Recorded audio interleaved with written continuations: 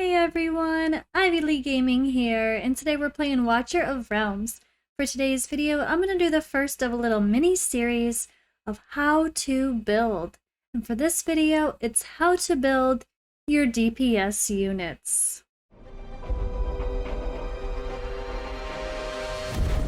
The finest blood for the most untainted soul. When we say DPS, damage per second, we don't just mean things with attack speed, we just mean your damage dealers. We mean your fighters, your mages, your marksmen. How do you build them? Instead of breaking it up into every class, there really was no point, because in this game, building a DPS is building a DPS, for the most part. And that's what we're going to talk about for today. You pretty much have the same goals, no matter what type of hero you're building. There's going to be some exceptions to the rules, or depending on where you're using them, you might use something else. But for the most part, there's going to be the same general rules to try to follow to get the best out of your build. And I want to help you guys build your heroes more efficiently. So we have Hotsit on the screen right now. And well, she's in an okay build for me. It's not perfect. Don't judge me too hard, guys. This is not an ultra endgame build. Well, I do have some decent gear, but it's still not an ultra endgame build. It has a lot of work to be done. Let's just say that. But I'm going to talk about the stats we're looking for, the gear sets to use or not use. So then we're going to go through and talk about people that are exceptions to the rules. So first of all, DPS units. What stats are you aiming for? Number one rule is stats over sets. Don't go for a fancy set just because you got a fancy set and you're excited. Go for what's going to give you better bonuses for your total stats, not the bonuses for the set itself. You might not actually get the best out of that set if your stats are not up to par. So what are we looking for? That's the real question, right? Well, really, we're going to be talking about these plus numbers on the side here.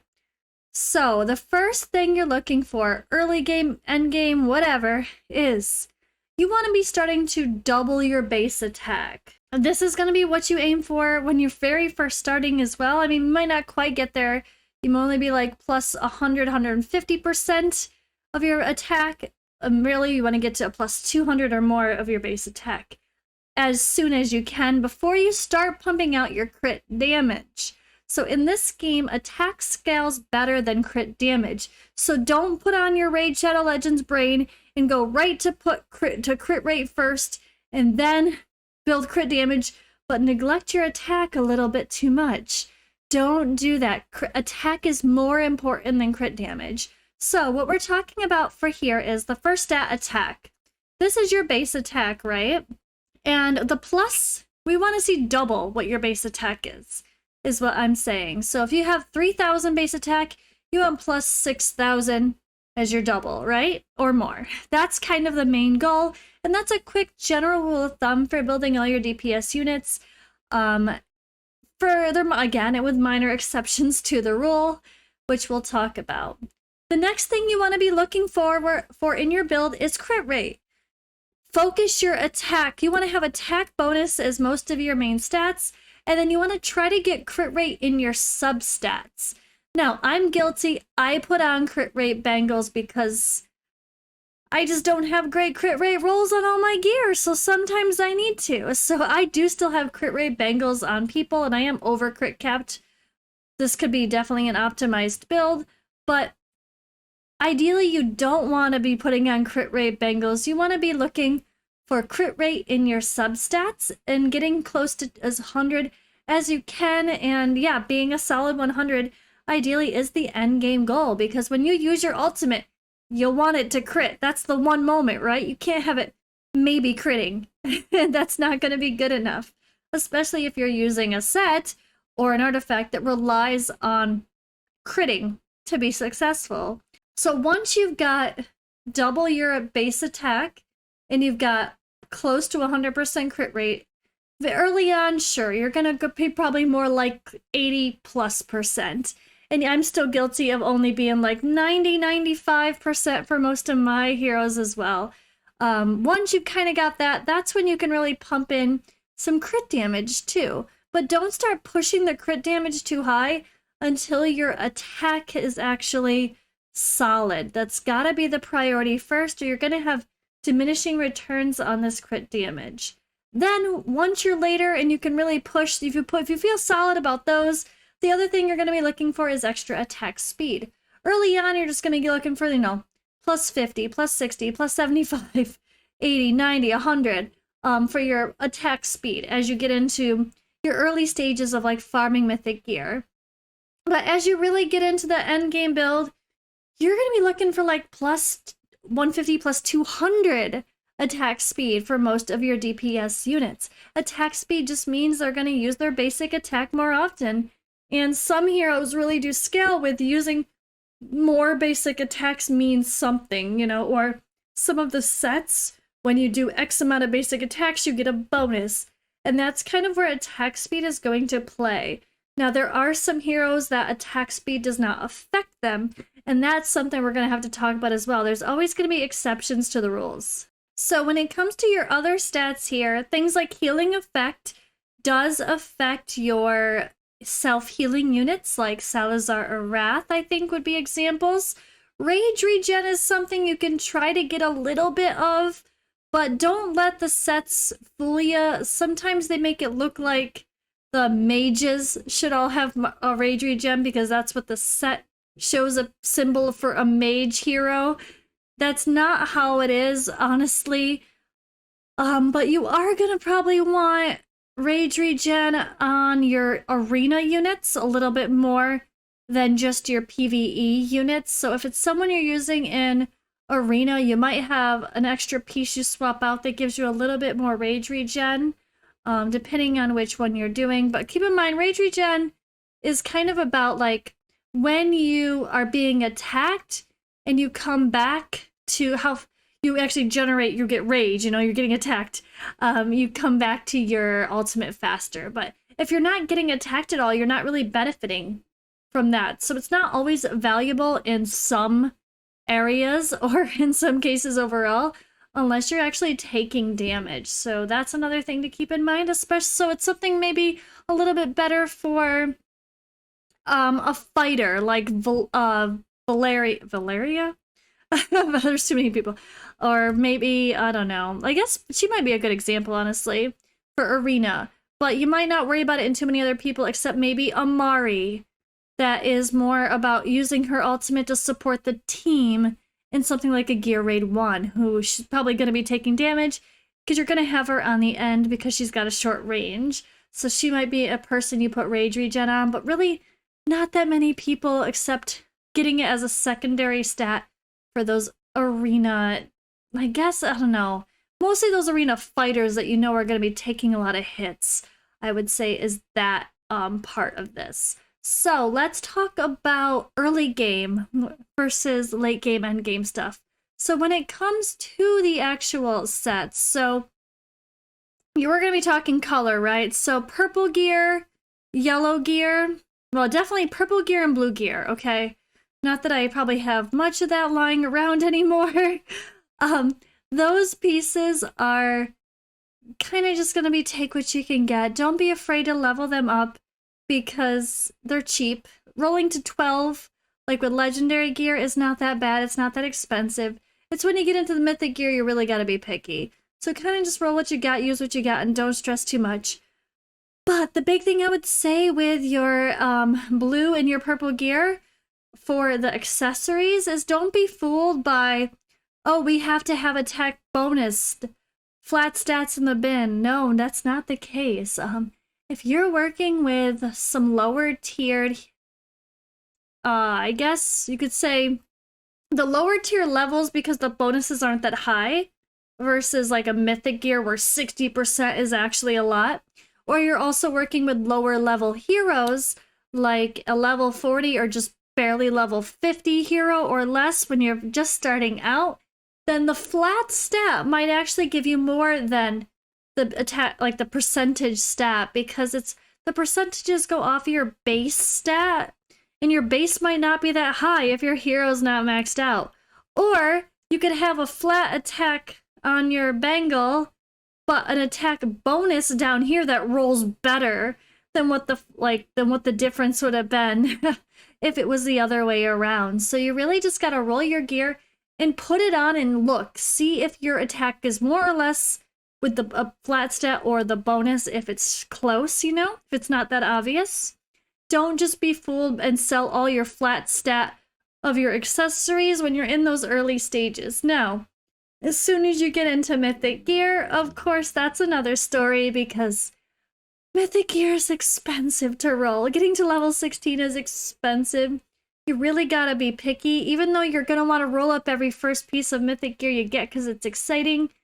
Resist the urge, try to be picky, roll things only to 12, and only roll the really good stuff to 16 if you can, with the exceptions being maybe a few attack percentage main stat of all pieces, because that's going to be the attack bonus is something you're going to use forever, so it may not be perfect substats, but that big huge 66% attack bonus is kind of worth it, right? That's worth it. That's definitely better. And that might be worth it, I should say, if you even have a shit substat, right? Is what where I was going with that in my head, is I almost lost my train of thought. But while we're talking about gear, we should probably talk about the sets, right? Which sets to use on which heroes. Let's go through them all pretty quickly here. Let's talk about our 3-piece sets. We have this little tab here. You can actually read what everything does. So Infernal Roar and Soulbound Arcana are going to be the main ones that we get once you hit stage 19 of Gear Raid 1. Those are your end game goals, right? Those are the end game goals. Soulbound Arcana is really fun for people with great ultimates, or like Hatsuit comes back to her ultimate very quickly, so she's going to help do this more often. After the ultimate is cast, damage increased by 10% permanently stacks up to 5 times. So up to 50% increased damage permanently for the rest of the battle. So someone that is coming back to their ultimate fast like Hatsuit is going to really, get to that 50% pretty quickly. Someone with some good regen. And then here, Infernal Roar, basic attack damage plus 40%. So obviously this is going to be something great for a lot of the fighters have really good basic attacks. But pay attention, look at your hero's skills. If they have a really good basic attack multiplier, which you can see the game says what the percentage is. If they have a very good basic attack multiplier, then Infernal Roar might do you better than Soulbound Arcana. It just is going to be very hero dependent, so at the end of the day, you just got to read your kit. Read your kit, get to know your heroes. So there are a couple other ones like Morale here and Unshaken Will. Those are some quirky ones. We're not going to talk about those. Ageless Wrath, oops. As I yawn over here, Ageless Wrath is all about crit damage. So crit damage plus 30%, and then crit damage plus 1% after making a crit, stacking up to 30 times. So you get plus 60% crit damage in your battle for Ageless Wrath. This is obviously going to be better for units that are going to be in the battle longer, like in a guild boss fight. If something like Arena, you're not really going to benefit as much from. But obviously, being that this is all about critting, this is going to be something you want to put on a hero that actually has your 100% crit cap. Don't just put this on people that you put like 80% crit on. Not good enough, or you're not really going to benefit as much from Ageless Wrath. Alright, going down to Insight. Insight's another one with crit rate. If you're lacking some crit rate in your build and you really want an easy way to add some more, this doesn't hurt. It adds 15% crit rate. And then this is good for your single target damage dealers. Every single target attack deals additional true damage 10 times the caster's level. So this is obviously only for your single target damage dealers. Your people with AoE focus are just not going to use this. Alright, and so next up we have Wisdom. Wisdom, after using ultimate skills, decreases damage by 35%. It increases damage by 35% for 10 seconds. Obviously, again, this is one for those with really solid ultimates that especially can come back to their ultimate pretty quickly. Like this is a set you'd probably put on Hatsuit before you put Soulbound Arcana on her as the example that I'm using right now. Then we have Doom, which is our single target damage increase. Simple as that. Good for single target damage dealers. You're not going to put it on AoE, just like the flip side here. We have the stick set. AoE damage plus 18%. So the stick set is going to be really good for people with basic attacks that deal AoE damage, like our new friend Greed that a lot of us got in our inbox. You will all get Greed for free in your inbox if you're past level 30, or is it 28? I can't remember. But they did add Greed as a login reward. So if you pass that point, you will get your Greed. Don't be worried. Don't get greedy. Hey, they have just been a little bit slow to give out it to everyone, but it has been coming in batches, it seems. So definitely, if you haven't received it in a few days, if it's still a concern, I would say maybe report it, because everyone should get their free Greed. All right, Night Terror set. He's a perfect example of who would be great in the stick set. I think I said that right. Night Terror increases damage by 25% for 3 seconds after making crit hits. So again, this is a set made for those heroes that you really make sure you have proper crit capping with, or you're, you want to be above 90% for most heroes, and 100% is really kind of important in this game too. Even though you're attacking more often, you still want those ultimates to actually crit, so it kind of makes a big difference. Now, Glacier's a bit of a quirky set that's a little bit more niche. It gains an attack bonus equal to 6% max HP when deployed. So you're just getting an attack bonus from the start of your battle, and this is better for people that have good base HP.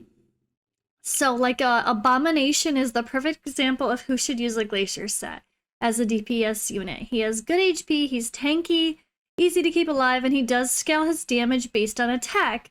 So if you can get some HP substats as well to make it even better, this is a really, really good set. So that's something to always keep in mind when you're saving your pieces of gear. Save your Glacier pieces with attack type stats, damage type stuff, like attack percentage, crit rate, crit damage, attack speed, but also anything with HP percentage, because that can boost the attack overall. Hawkeye set here, launching 5 basic attacks, increases damage by 25% for 6 seconds. This is going to be best for your heroes with really high attack speed that are using their basic attacks a lot more often than the average. Mana Spring is about rage regen. Rage regen is a little bit more niche. I guess you could say a little bit more usable or needed in Arena, but for the most part, most of your damage dealers are not going to be in Mana Spring. It's just more for the support heroes, which does include our DPS, who's not really a great damage dealer, Mari. She can use a little bit of rage regen to come back to her ultimate more often in something like a Gear Raid 1, where that's kind of her job, is just crowd control and help enable the team and place her debuffs, which are very good for enabling everyone else to do more damage with the vulnerability. Mana Spring is really good for Mari overall, so she's one of those exceptions to the rule, but you're really not going to build a lot of people with damage in a Mana Spring set. But feel free to let me know in the comments below if you guys do have any fun hero quirky builds using something like Mana Spring but with a pure damage, and where you find it useful. But I really can't see that in anything except a more support type hero, or in a damage dealer for Arena, maybe. Like even someone like Valeria, that you want to come back to that ultimate quick, and she's taking damage, so rage regen matters more. Rage regen is when you're getting attacked more and it helps to build up your ultimate faster. Next set, Fracture. This is a terrible set. I actually deleted all of my pieces of Fracture set on the test server because I just don't want to use it. Increases crit damage by 45% when HP is above 70%. So you just can never be dying? I don't know. I want to have something more consistent, or at least some of the other sets that, like the one goes up to 60% crit damage, which is a lot better than 45% only when your HP is above 70%. This is just a little bit too niche, a little bit too quirky, and it's more limited. You wouldn't use this on anyone that's in Guild Boss because you're going to be taking big hits. It'd only be for people that are always hanging back and never taking damage in a certain area, like maybe Arena, I don't know. But it just isn't good enough compared to all the other sets. I just trash it unless like this. This is the only time I don't trash it, is when I get an Ancient Mythic piece. So for some of the weaker sets, that's my general rule, is that I only keep them when they are ancient. I know that's sad, but it's true. All right, continuing on to talk about our sets to use for DPS heroes. We're almost done here.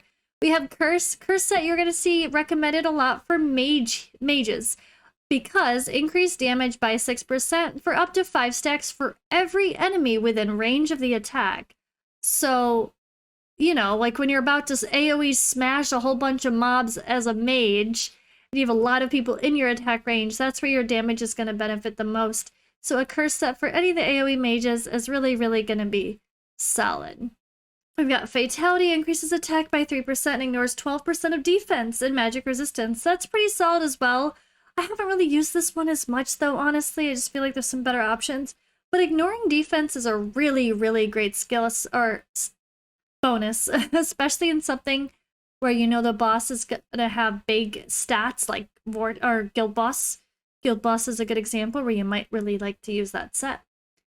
And then we have Guardian, last but not least. I know this sounds like not a DPS set, but I would definitely say to try to save a set or two of really good damage stat Guardian pieces, because reduced damage taken can really help. If you have a really squishy damage dealer that keeps dying in your Guild Boss, maybe, that could save them, honestly. Or in something really hard like AMR, Artifact Material Raid, where the boss just starts hitting really hard in the high stages. If you put one of your squishy fighters in that might be what helps push you over the edge. Or even Arena, the first fighter you're placing to start the ball rolling, you need them to not die. So maybe the Guardian set, if you can get some really good stats, could be an answer. I feel like that does still have its uses, especially with your fighters that are going to be taking a lot of hits. That kind of covers the basis for the sets. I am going to talk about, I guess, a resource after we're done with all this. But before we do that, let's go into our talk a little bit more about our exceptions to the rules when building your DPS units.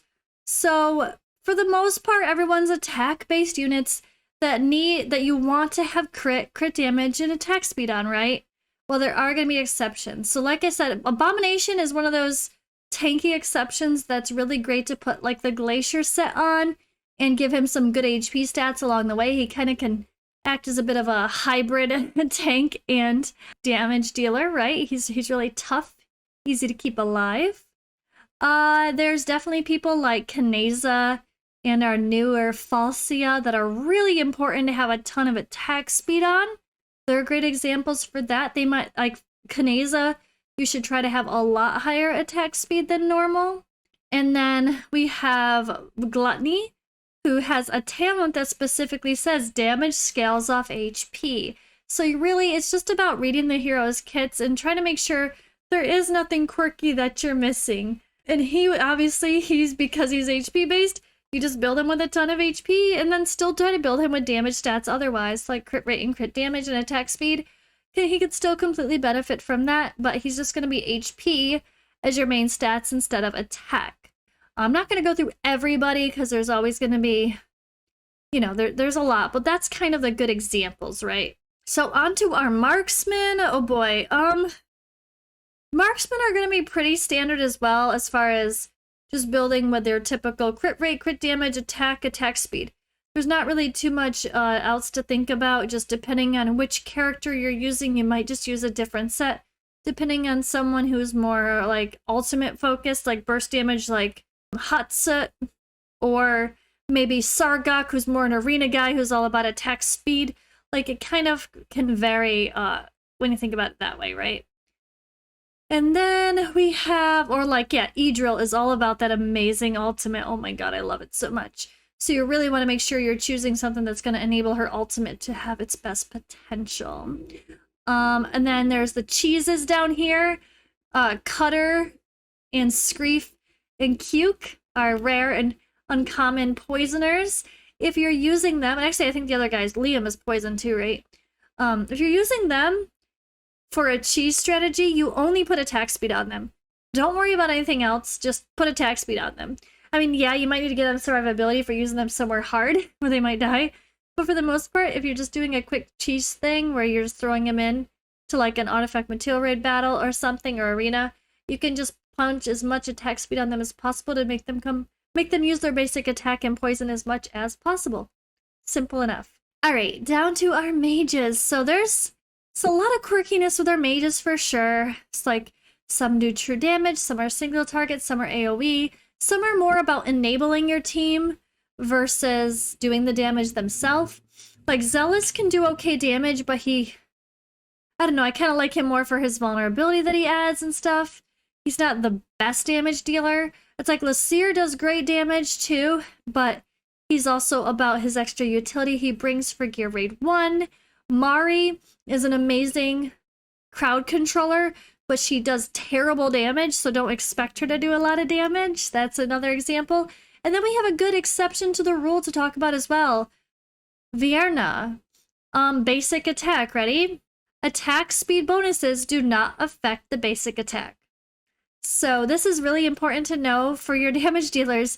And again, just before you start building anyone, if you're really stressing about how to build someone, read their kit a few times, reread it, read it again, go through, click everything. Make sure you're looking at everything, looking at the talent as well. The talents are really important.